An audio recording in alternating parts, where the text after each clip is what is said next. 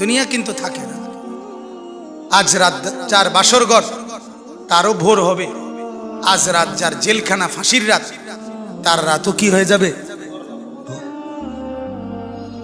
মদের আড্ডায় যে তারও ভোর হয়। আর আপনার হসপিটালে ব্যথায় যে কাতরায় তার রাতও কি হয়ে যায়? শেষ হয়ে যায়। দুনিয়া থাকে না, দুনিয়া ধোকা। দুনিয়া কি বলেন না? দুনিয়া ধোকা। দুনিয়া বড় স্বার্থপর, কাউরে থাকতে দেয়, কাউরে কাউরে। বাপ আমার থাকতে চায়, থাকতে দেয়। আমার দাদাও থাকতে চাইছে, থাকতে দেয়। ধাক্কা দিয়া দিয়া ফেলাই দিছে।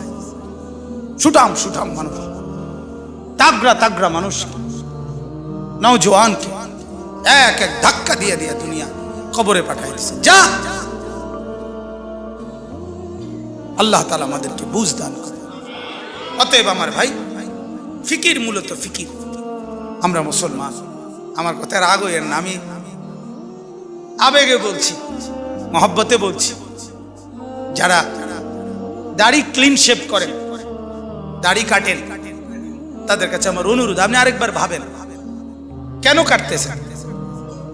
আপনি যদি বলেন হুজুর এটা ছাড়া আর ওয়াজ নাই, না আছে, এইটাও একটা ওয়াজ, আরো আছে, আরো তো কইছি, এতক্ষণ কইছি না তো, আরো কম, অসুবিধা কি? কথা বুঝেন নাই? আল্লাহ তাআলা আমাদেরকে বুঝার তৌফিক দেন। তাহলে মূল ফিকির হলো মৃত্যু। তো বলতেছিলাম, ওই কথাটা শেষ হয় নাই। নবী সাল্লাল্লাহু আলাইহি সাল্লাম দুনিয়া থাকতে প্রতিদিন উম্মতের জন্য কাঁদছেন কিনা? যেদিন দুনিয়া থেকে যাচ্ছিলেন সেদিন ফিকির করছে কিনা? যেদিন কবর থেকে উঠবেন সেদিন ফিকির করছে কিনা? হাসরের ময়দানেও সমস্ত নবীরা, আদম থেকে ঈসা, সমস্ত আম্বিয়া, আউলিয়া, সাহাবা, সমস্ত মানুষ হাসরের ময়দানে জাহান্নামকে যখন আনবে, ওয়াজিআ ইয়াউমা ইদিম বিজাহান্নাম, আল্লাহ তাআলা কোরআনে বলছেন হাসরের ময়দানে ফেরেশতারা জাহান্নামকে টেনে হাসরের মাঠে নিয়ে আসবে। এই যে এখানে যেরকম আমরা বসছি, মনে করেন এখানে আনছে, আইনা দাঁড় করাইছে, ঠিক এরকম, ঠিক এরকম টেনে আনবে। ৭০,০০০ আগুনের শিকল দিয়া বেঁধে জাহান্নামকে আনা হবে। ৭০,০০০ আগুনের শিকল, এক একটা শিকলের মধ্যে ৭০,০০০ আংটা, ওই যে কড়া কড়া কড়ারই কড়া, শিকল বানায় কি দিয়া? কড়া একটা একটা লাগাইয়া না, এক একটা শিকলে ৭০,০০০ কড়া, এক একটা কড়া ৭০,০০০ ফেরেশতা ধরবে। এবার কত কোটি আপনি গণেন, আমার সময় নাই। কোটি কোটি ফেরেশতা টেনে আনবে, আর জাহান্নাম তার একটা বিকট চিৎকার দিবে। এক চিৎকারে পুরা হাসরের ময়দানের সবাই চিৎকার দিয়া উঠবে, ইয়া রব্বি নাফসি নাফসি, আল্লাহ আমাকে মাফ করেন, আমাকে মাফ করেন, আমাকে মাফ করেন, আমাকে মাফ করেন, আমাকে মাফ করেন। আদম থেকে ঈসা নবী, ওনারা বলবেন, ফেরেশতারা বলবেন, জিনরা বলবেন, আম্বিয়ারা বলবেন, আউলিয়ারা বলবেন, আতকিয়ারা বলবেন, আসফিয়ারা বলবেন, সাহাবারা বলবেন, ওলামারা বলবে, মুহাদ্দিসিন বলবে, মুফাসসিরিন বলবে, ফুকাহা বলবে, খুতাবা বলবে, আইম্মা বলবে, মুআজ্জিন বলবে, হাফেজে কোরআন বলবে, সাধারণ মানুষ বলবে, হর ইনসান বলবে, ইয়া রব্বি নাফসি নাফসি, আল্লাহ আমাকে বাঁচান, আমাকে বাঁচান, আমাকে বাঁচান, আমাকে বাঁচান। সবাই বলবে এক কথা। সবাই হঠাৎ করে শুনবে কে যেন একজন কোথাও বলতেছে, কোন এক পাশে দিয়া শোনা যাইতেছে একটা আওয়াজ, ইয়া রব্বি উম্মতি উম্মতি, আয় আল্লাহ আমার উম্মতকে বাঁচান, আমার উম্মতকে বাঁচান, আমার উম্মতকে বাঁচান।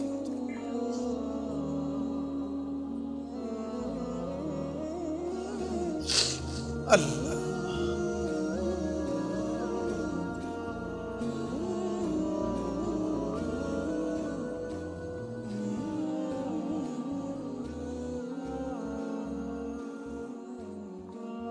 আল্লাহুম্মা সাল্লি আলা।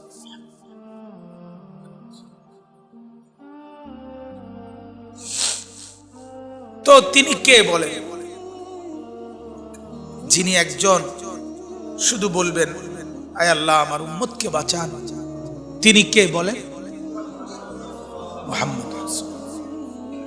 জীবন ভর যিনি ভাবলেন উম্মতকে নিয়ে, কবরে যাওয়ার দিনও ভাবলেন, কবর থেকে উঠবার দিনও ভাবলেন, হাসরের ময়দানও ভাবলেন। সেই তিনি পর্যন্ত, আমার বলার উদ্দেশ্য ছিল এই কথাটা, সেই নবী পর্যন্ত এত ফিকির যার উম্মতের জন্য, তিনি পর্যন্ত নিজের কথা ভাবছেন।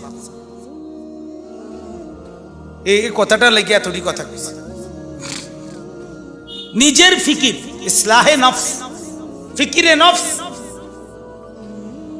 এটা এই পরিমাণ দরকার। ওলামায়ে কেরামকে বলি, ওলামায়ে কেরাম, আওয়াম সর্বসাধারণ আপনারাও তো বুঝেন, বাকি যারা আলেম আছেন আপনাদেরকে বুঝেন, নিজের ফিকির, ইসলাহে নফস আপনাদের জন্য জরুরি, আমার জন্য জরুরি, ইমাম সাহেবের জন্য জরুরি, মুহাদ্দিসের জন্য জরুরি, মুহতামিমের জন্য জরুরি, শাইখুল হাদিসের জন্য জরুরি, হাফেজ সাহেবের জন্য জরুরি, নুরানির উস্তাদের জন্য জরুরি, খোদার কসম জরুরি।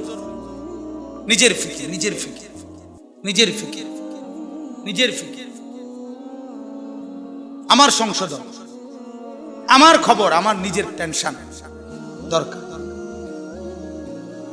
এটা আমাদের মধ্যে বড় ঘাটতি।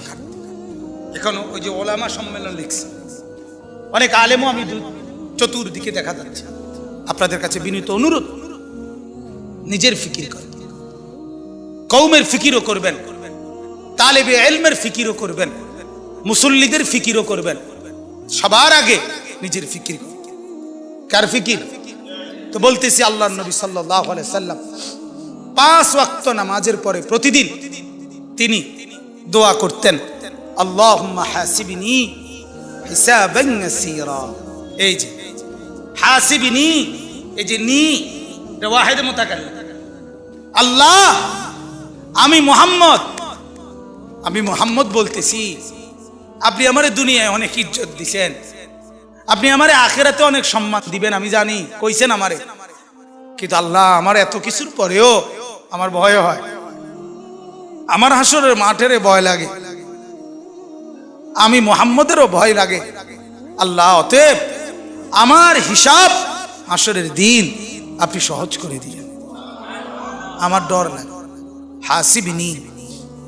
তাহলে নবী সাল্লাল্লাহু আলাইহি সাল্লাম নিজের ফিকির করছেন কি না বলেন? নিজের ফিকির।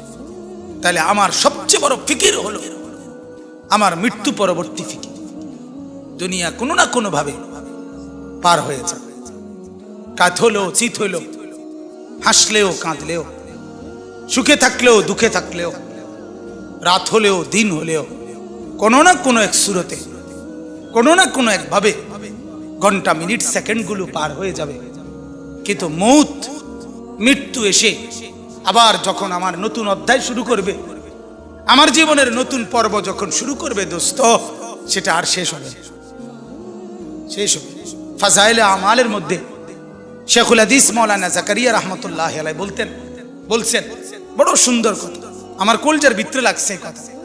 উনি বলছে, হে দুনিয়ার ভাইয়েরা, দুনিয়ার সর্বোচ্চ বিপদ, সর্বোচ্চ অসুখ, সর্বোচ্চ যন্ত্রণা, মনে করেন সর্বোচ্চ ভয়ঙ্কর ক্যান্সার, এটাও যদি হয়, তিনি বলেন সেটারও তো একটা সমাপ্তি আছে, যে মৃত্যু হবে, আর মৃত্যু হইলে এটার সমাপ্তি শেষ। ঠিক কিনা বলেন? আগুনে দুনিয়ায় যে জ্বলে গেছে, একেবারে আগুন লাগিয়া গেছে যার শরীরে, তার চিৎকার, তার কষ্টেরও তো একটা সমাপ্তি আছে, যে কিছুক্ষণ পরে কি হয়ে যাবে? মৃত্যু হয়ে যাবে। শেখুল হাদিস মাওলানা জাকারিয়া রাহমাতুল্লাহ বলে, কিন্তু আখিরাত আর পরকাল, কবর আর হাসরের জাহান্নামের কষ্ট, যন্ত্রণা, দুঃখ আর মুসিবত, মেরে মোহতারাম, যখন শুরু হবে, সেটা আর কোনোদিন মৃত্যুর মাধ্যমেও শেষ হবে না।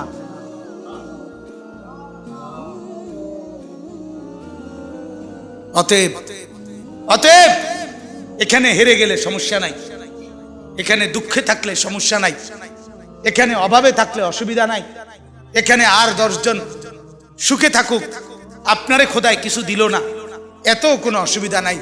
কিন্তু মৃত্যু নামের যখন আমার আসবে, এরপরে যেই অংশ শুরু হবে, সেখানে যদি আমি কামিয়াব হইতে পারি, সেখানে যদি আমি সফল হতে পারি, সেখানে যদি আমি মাফ পাইতে পারি, ওটাই আমার আসল সফলতা, ওটাই আমার আসল কামিয়াবি।